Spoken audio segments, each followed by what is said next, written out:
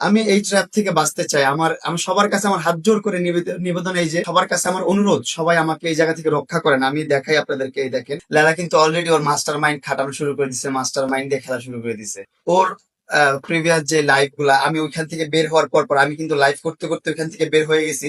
Live করে যখন বের হয়ে গেছি, আমি মানুষের কাছে, জনগণের কাছে, আপনারা যারা আছেন দেশবাসীর কাছে আমার আত্মচিৎকার প্রকাশ করছি। আমার যে কষ্ট, মনের মধ্যে কষ্ট, আমি যে আসলে একটা ট্র্যাপে পড়ে গেছি, আমি যে আটকায় গেছি একটা জায়গায়, আমি এখান থেকে বের হতে পারতেছি না। আমাকে হয়তোবা এছাড়া আমার কোনো এখান থেকে বাঁচার কোনো উপায় নাই, এরকম একটা সিস্টেম করতেছে, ব্ল্যাক করতেছে, মামলা দিয়ে ব্ল্যাক করতেছে, আমার পার্সোনাল ফটো নিয়ে, ভিডিও নিয়ে ব্ল্যাক করতেছে। এই যে স্যাটারডে 11:31 PM তখনও একটা পোস্ট করছে, তখন পোস্টটা করছে, আমি পোস্টটা আপনাদেরকে দেখাই।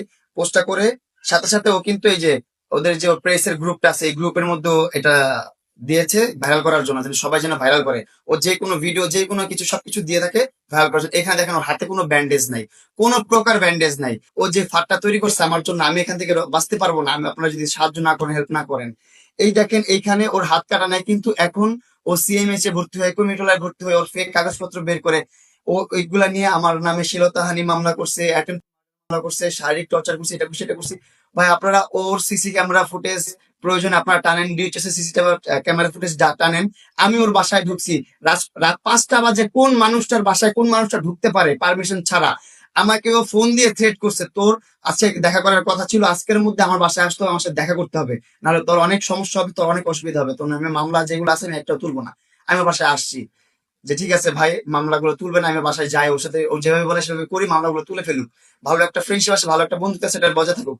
আমি বাসায় যাওয়ার পর আমাকে তো উল্টাপাল্টা করে ফেলছে, আমি একদম উল্টাপাল্টা হয়েছিলাম, আমি অজ্ঞান হয়েছিলাম ওর বাসায়।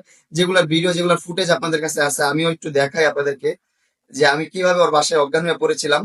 ওর বাসায় আমি অজ্ঞান হয়ে পড়ে আছি, এগুলা ও শেয়ার করছে, ও ভিডিও করে শেয়ার করছে, তারপর ও স্ক্রিনশট নিয়ে শেয়ার করছে। আমি দেখাই আপনাকে আরো, আমি ভিডিওটা দেখাই, যে ভিডিওটায় এই দেখেন, ও যে মিডিয়ার প্রেসের গ্রুপে ও সকল প্রকার ছবি ভিডিও আপলোড করছে, এটার প্রুফ এটা।